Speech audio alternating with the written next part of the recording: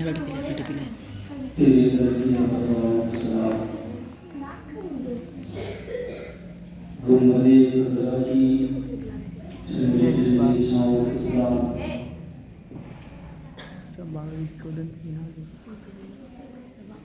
जश्न मिलाद में बैठे हुए तलबा तालिबा नौजवान इस्लाम घर में बैठे हुए ख़वातीन इस्लाम मेरी माँ और बहनों को अस्सलाम वालेकुम वरहमतुल्लाहि तआला वबरकातुहू। वालेकुम सलाम। अल्हम्दुलिल्लाह अल्हम्दुलिल्लाह الذي بيده الأسباب وتطلب الأسباب والصلاة والسلام على سيد الحاضرين والحاصل الآن وعلى آله وصحبه المباركين والصحبة والأمان. أما بعد فأعوذ بالله من الشيطان الرجيم بسم الله الرحمن الرحيم. إن الله وملائكته يصلون على النبي يا أيها الذين آمنوا صلوا عليه وسلموا تسليما. اللهم صل على سيدنا شفيعنا مولانا محمد وسلم. صلوا عليه الصلاة والسلام عليك يا رسول الله صلى الله عليه وسلم.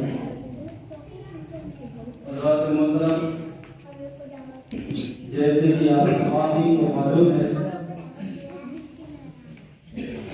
कि आज की जो महफिल सजाई गई है फजर भाई के सारे समाप्त करना सुलेमान चचा को मुबारकबाद पेश करता हूँ। जब बाप की आंखों के सामने से किसी बेटा की जिंदगी का उज्जवल होता है, यानी बाप और माँ की आंखों के सामने से जब किसी बेटे का इंतकाल होता है, जब कोई बेटा इस दुनिया को अलविदा कहते हुए कब्र तक पहुंचता है, तो वो बेटा कब्र में तुम्हारी किसी चीज का मोहताज नहीं होता। जब बेटा कब्र की अंधेरी में होता है तो इंसान के जायदाद व माल का कोई मोहताज नहीं होता है। जब बेटा कब्र के अंदर होता है तो वो बेटा सिर्फ और सिर्फ अगर मोहताज होता है तो ये सारे सवाल का मोहताज होता है। अल्लाह के रसूल सल्लल्लाहु अलैहि वसल्लम इरशाद फरमाते हैं, जब किसी के घर से किसी के बेटा इंतकाल होता है या किसी की बेटी इंतकाल होती है या उस घर में से किसी एक का इंतकाल हो जाता है तो हुजूर फरमाते हैं, मेरे उम्मतियों, सिर्फ तुम्हें दुनिया का नॉलेज है, दुनिया की तारीफ हासिल है, दुनिया के बारे में मुझे पता है, और मेरे उम्मत के मुसलमानों, अगर तुम कब्र के अंदाज को देखोगे, कब्र के हालात को देखोगे, अंधेरे हालात से वाकिफ हो जाओगे, हुजूर इरशाद फरमाते हैं, मेरे उम्मत के मुसलमानों, तुम्हें खबर नहीं कि वो मरहूम जो कब्र के अंदर होता है वो हमारा कब्र की अंधेरी में होता है। तो कसम खुदा की, मेरे उम्मत के मुसलमानों, याद रखो वो कब्र में रहने वाले चाहे पिता की शक्ल में हो या बेटी माँ हो या बाप हो, भाई हो या बहन हो, कसम खुदा की, हुजूर की हदीस की तरह से हमें पता चलता है, हमें मालूम होता है कि वो मरहम और मासूम तुम्हारे किसी दौलत का मोहताज नहीं होता है, तुम्हारे किसी रुपये का मोहताज नहीं होता है, तुम्हारे घर का मोहताज नहीं होता है। अल्लाह के रसूल सल्लल्लाहु अलैहि वसल्लम इरशाद फरमाते हैं कि वो तेरा बेटा, वो तेरी बेटी, वो तेरा बाप, वो तेरी माँ कब्र की अंधेरी में अगर किसी चीज का मोहताज होता है तो वो कुरान पाक का मोहताज होता है, इंसान सवाब का होता है। सुभान अल्लाह, सुभान अल्लाह। हुजूर सल्लल्लाहु अलैहि वसल्लम इरशाद फरमाते हैं, जब कोई माँ अपने बेटे के लिए दुआ करता है, जब कोई माँ अपने औलादों के लिए दुआ करती है, हुजूर इरशाद फरमाते हैं उनके वालिदैन की दुआ, उनके माँ बाप की दुआ ऐसे कबूल की जाती है जैसे मैं उनकी दुआओं को फौरन कबूल कर लेता हूँ। इसलिए क्योंकि जो माँ होता है, जो पैसा बाप लगेगा होते हैं, कितना जब वो बाप अपने बेटे की मग़फ़िरत के लिए, अपने बेटे की राहत के लिए, अज़ाब कब्र से बचने के लिए, कब्र की अंधेरियों से बचने के लिए, जब माँ की आंचल होती है, जब बाप के दोनों हाथ जोड़ता है और अपनी बातों में सवाल करता है, ऐ मौला, मैंने अपने बेटे की परवरिश किया था मौला, वो माँ कहती है मौला, मैंने सारी तकलीफों को बर्दाश्त की, मैंने सारी तकलीफों को उठाया, ऐ मौला आज वो मेरा नौजवान बेटा, मौला आज मेरा नौजवान बेटा मेरी आंखों के सामने से जा रहा है, मौला आज मेरा नौजवान बेटा कब्र की अंधेरी में है, मौला पता नहीं उनके अमाल कैसे बनेंगे, मौला तेरा हुक्म है जब कोई मरहूम या महफूज कब्र के अंदर जाता है तो फरिश्ते आकर के सवाल करने लगते हैं, अगर उनके अमाल अच्छे हो मौला तेरे हुक्म के मुताबिक मौला उनकी मग़फ़िरत हो जाती है, अगर उनके अमाल अच्छे न हो तो मौला उसे सज़ा दिया जाता है, उसे तकलीफ दिया जाता है। मौला आज मेरा बेटा, आज मेरी बेटी, आज जो कब्र की अंधेरी में है, मौला मुझे इस बात का खबर नहीं, इस बात की मालूम नहीं कि आज मेरे बेटे के साथ क्या हो रहा है, आज मेरी बेटी के साथ कब्र के अंदर क्या हो रहा है, मौला मुझे किसी बात की नॉलेज नहीं है, लेकिन ये पता है कि अगर मेरे बेटे के अमाल अच्छे हो तो मेरा बेटा जन्नत का हकदार होगा, अगर मेरा बेटा बेटा होगा तो जन्नत का हकदार होगा, लेकिन मुझे तो पता नहीं कि मेरा बेटा जन्नती है या जहन्नमी है। ऐ मौला मुझे किसी बात के बारे में मालूम नहीं, दुनिया और आखिरत के बारे में नॉलेज नहीं, ऐ मौला मुझे इतना पता है कि अगर बेटा गुनहगार हो, बेटी गुनहगार हो, अगर जहन्नम हो, उनके बारे में मालूम ना हो, तो अपने नबीउल्लाह नबी की हदीस को अपने साहिल मदरसे में जा करके नबीउल्लाह मदरसे के बच्चियों को बुलाकर अपने घरों में बैठाकर कुरान पाक की तिलावत कर रहा हूँ, कुरान पाक पढ़ रहा हूँ और कुरान पाक पढ़ने के बाद मौला तेरा जिक्र करो और तेरे या नाम पैसा और भी क्या जाने मदीने वाले मुस्तफा का जिक्र करो। मौला मुझे इन तमाम अमाल करने के बाद इमाम साहब को करने के बाद दे दी। जा जा मौला इन तमाम का सवाब अगर मैं अपने बेटे के लिए भेजो, अपने बेटे के नाम पे ये सारे सवाब करो, तो हुजूर सल्लल्लाहु अलैहि वसल्लम इरशाद फरमाते हैं कि जब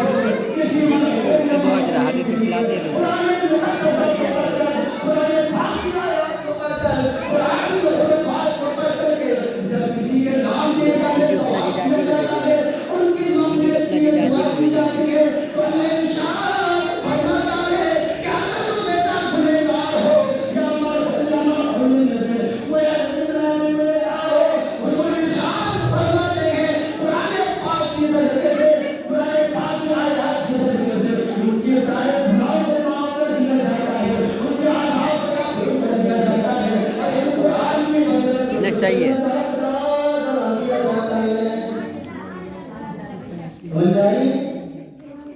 क्योंकि अगर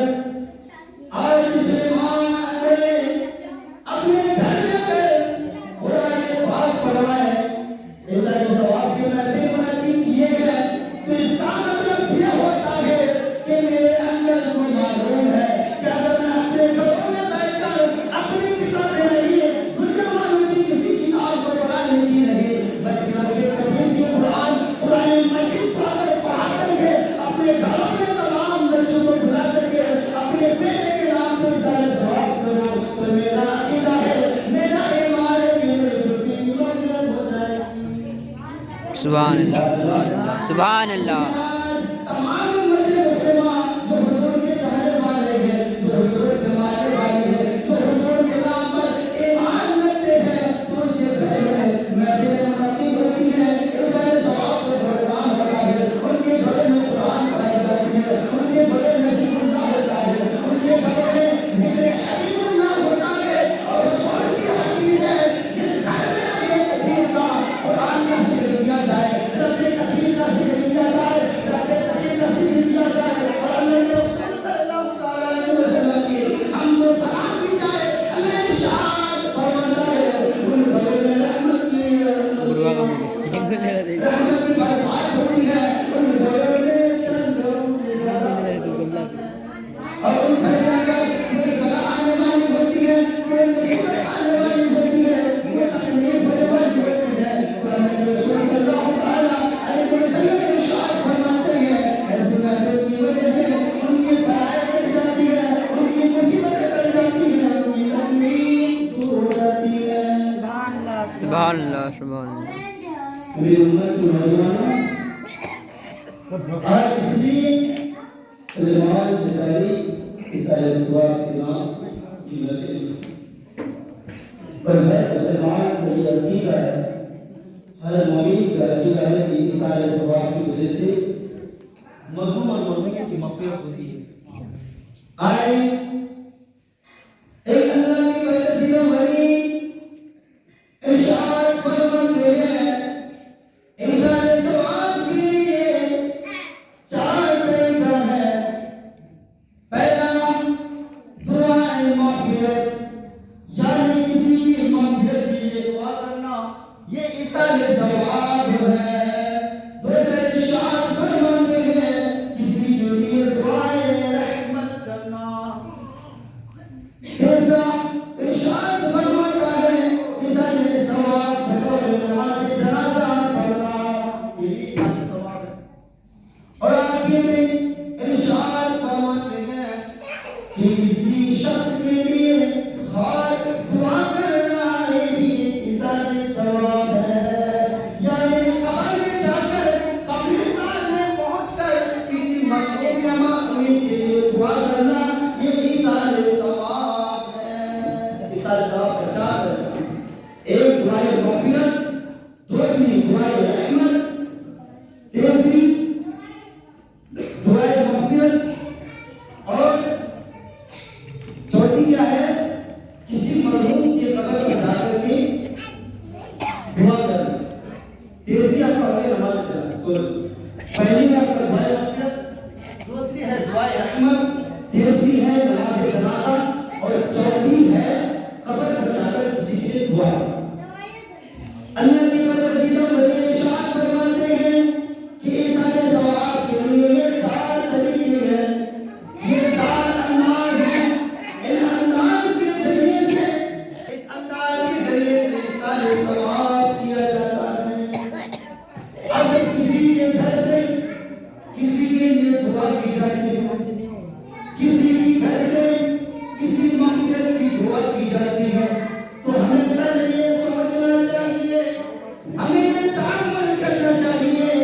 हमें और फिक्र करना चाहिए। आज जो मैं जिसके लिए दुआ कर रहा हूँ आज मैं बादशाह की बारगाह में अर्ज़ करता हूँ जो पूरे कायनात का मालिक है जिसने ज़मीन को पैदा किया आसमान को बनाया पूरी कायनात को बनाया और रब अज़ीज़ से बादशाह कहते हैं उस बादशाह की बारगाह में अर्ज़ करते हैं ऐ मौला आज मेरा बेटा जो कब्र में है मौला उसकी मग़फ़िरत फरमाना। तो मेरे प्यारे इस बात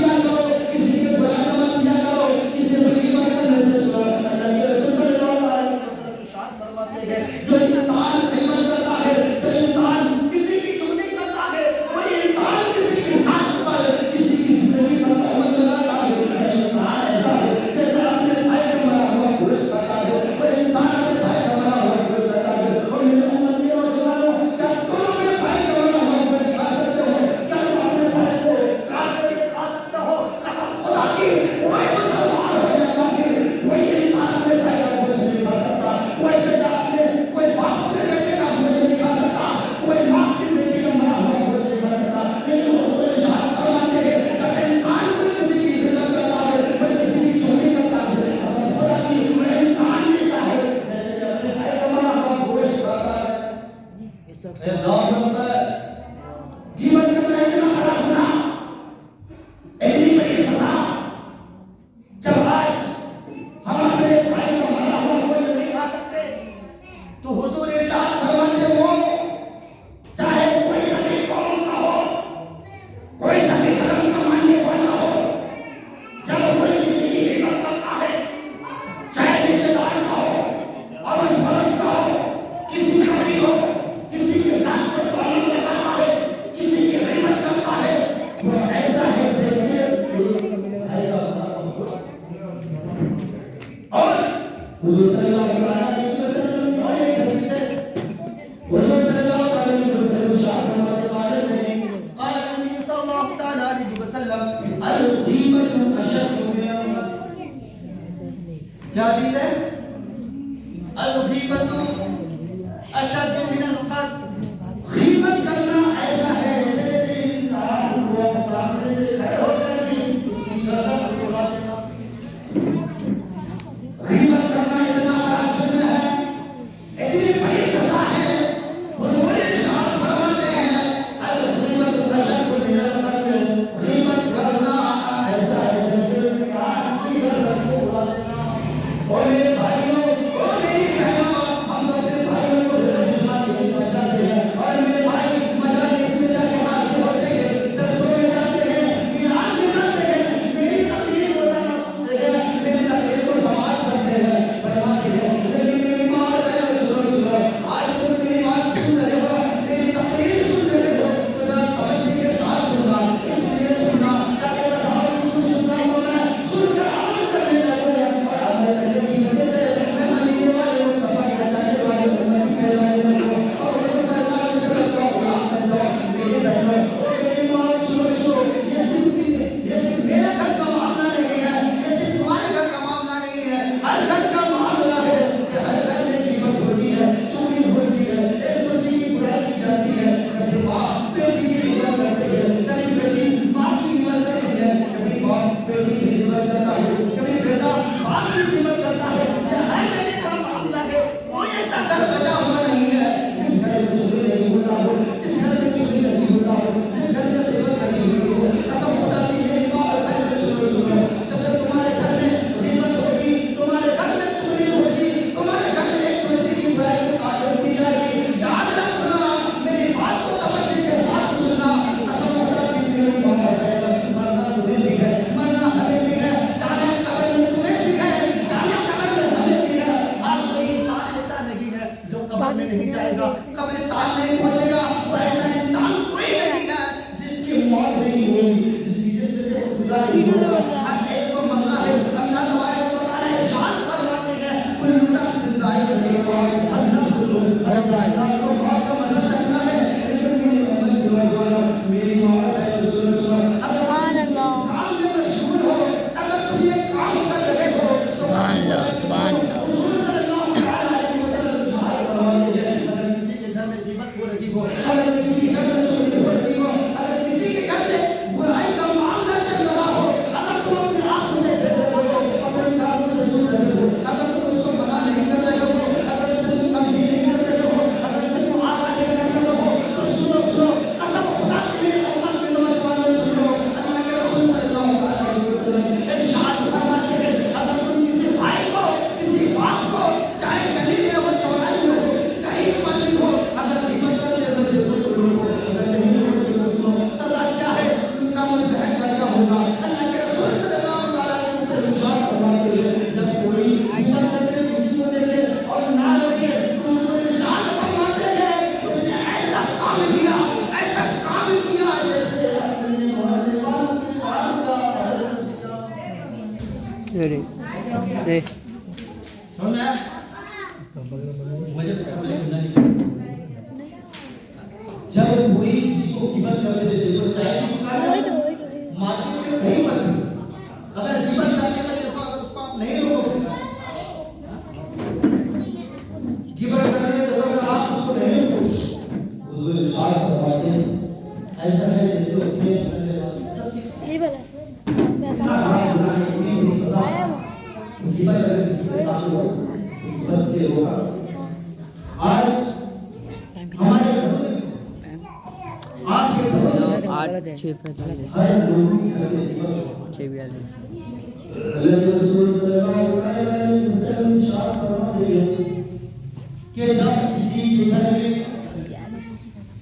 सबके घर में नहीं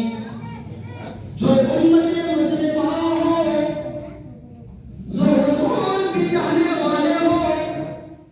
हुजूर के उम्मती हो, ईमान वाला हो, अकीदा वाला हो,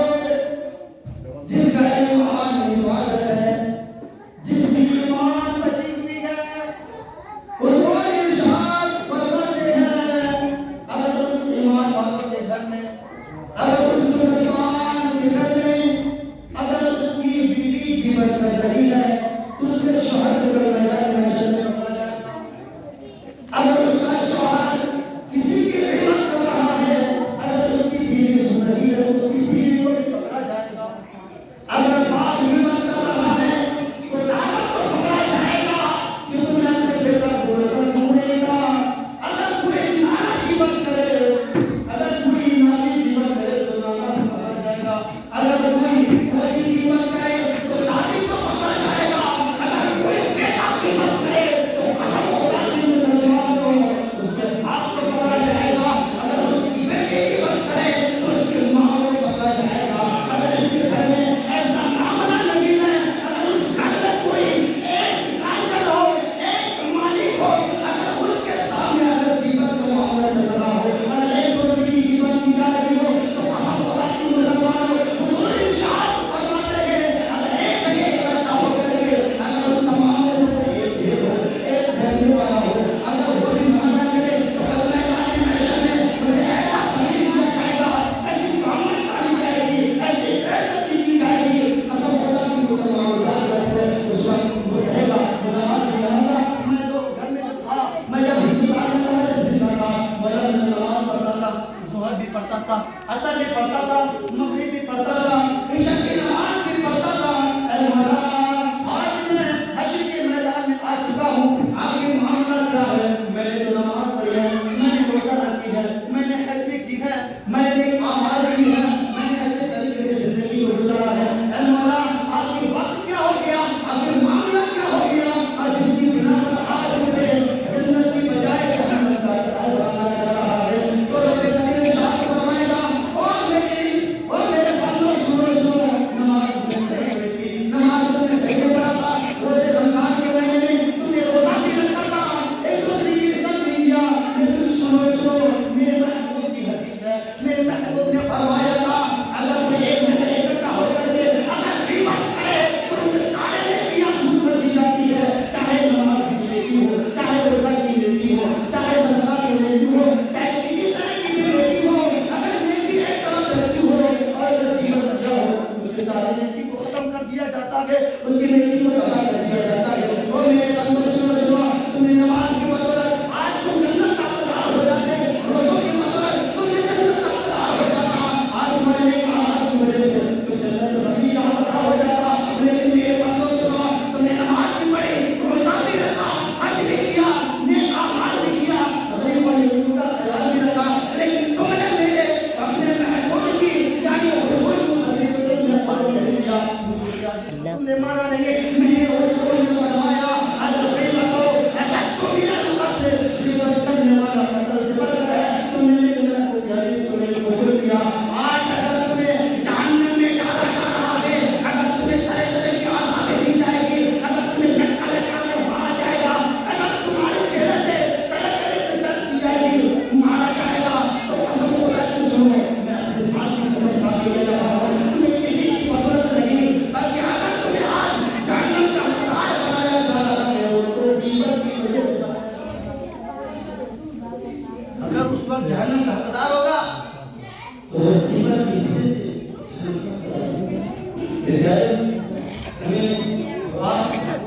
तमाम मुसलमान ग़ीबत से बचें। मैं अल्लाह की बारगाह में दुआ करता हूँ मौला हमें ग़ीबत से बचाओ, हमें एक दूसरे की बुराई से बचा, हमें अपने माँ बाप की इज्जत की तौफीक अता फरमा, हमारी जिंदगी में हालत ईमान नसीब अता फरमा, हमारे किरदार में हस्न अखलाक अता फरमा,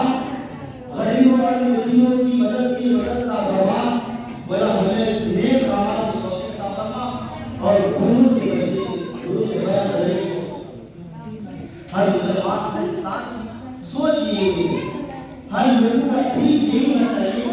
कि मैं कुछ ऐसा काम करूं, मैंने सबको मालूम है कि जान सकता मैं कुछ ऐसा काम करूं जिस काम की वजह से कल मैदान महशर में शर्मिंदा ना हो। आपने हदीस पढ़ी होगी,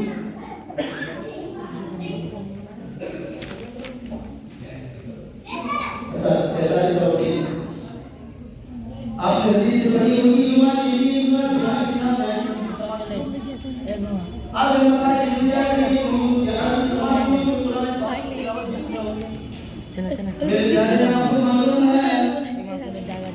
हर बंदे को इस दुनिया जानती आ जाएंगे ना। एक दिन हर लोगों को यहाँ से जाना है, अल्लाह के रहमत और इस्तान तक पहुंचना है। लेकिन मेरे प्यारे सुनो, अल्लाह के रसूल सल्लल्लाहु अलैहि वसल्लम इरशाद फरमाते हैं,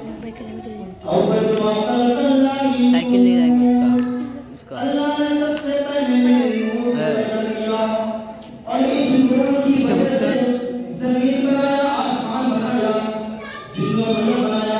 सारे मखलूक़ात को पैदा किया। अल्लाह तबारक व तआला मेरे नूर की वजह से, मेरे नूर की बदौलत सारी दुनिया की तखलीक की ये रज़ामंद नहीं कह रहा है, चाहे कोई मुफ्ती नहीं कह रहा है, कोई मुहद्दिस नहीं कह रहा है, कोई मुदब्बिर नहीं कह रहा है, बल्कि हमारे हुज़ूर सल्लल्लाहु अलैहि वसल्लम इरशाद फरमाते हैं,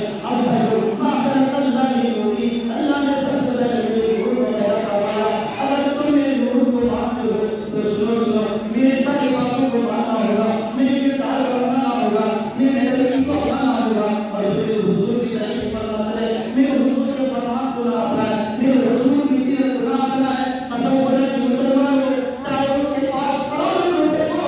ज़मीन जायदाद हो, हर चीज उसके पास हो, अगर हुजूर का चलने वाला ना हो तो वो ना इधर जाएगा ना उधर जाएगा। शायद जान चलो कौन है वो वीडियो बना रहे हैं।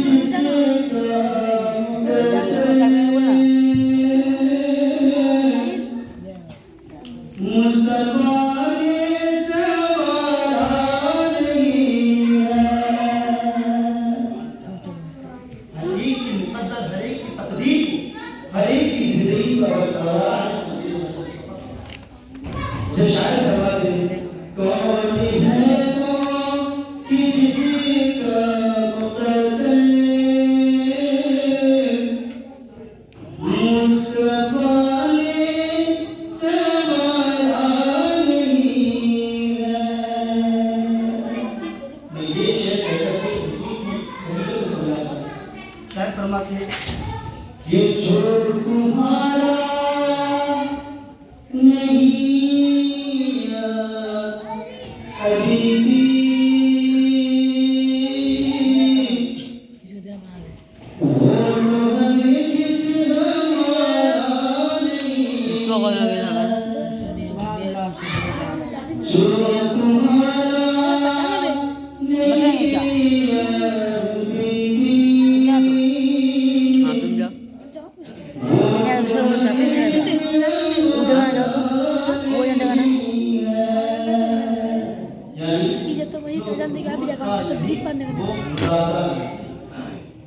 जो हुजूर से वास्ता जो हुजूर का नहीं हो सकता वो खुदा का नहीं हो सकता, जो हुजूर का होगा तो वह हुजूर का भी होगा और खुदा का। तो कैसे? क्योंकि हर चीज मिली है। मैंने ये अशार इसलिए पढ़ा, अल्लाह का कलाम है, शायद अशार की बदल फरमाते हैं, जो तुम्हारा नहीं या हबीब, ऐ महबूब जो तुम्हारा नहीं वो हमारा नहीं। यानी हुजूर कह रहे हैं जाना भी अपने भाई का बड़ा हुजूर की तरफ अमल को ना अपनाना ऐसा है जैसे पहले दीन से और जो हुजूर का नहीं होगा, हुजूर का इसका मतलब नहीं होगा, ना वो हुजूर का हो सकता है ना खाली की हालत, और जो हुजूर का नहीं खाली की हालत करे उसका बदला। बस मैं अपनी बातों को यहीं से खत्म कर रहा हूँ, क्योंकि वक्त कभी हो गया और शायद बहुत जल्दी होने वाला है। इतना से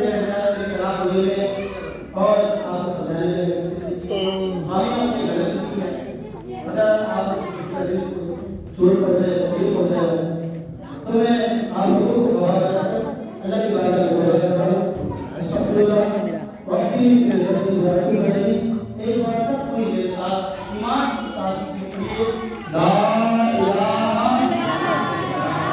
इल्लल्लाह मुहम्मद मोहम्मद रसूलुल्लाह सल्लल्लाहु अलैहि वसल्लम और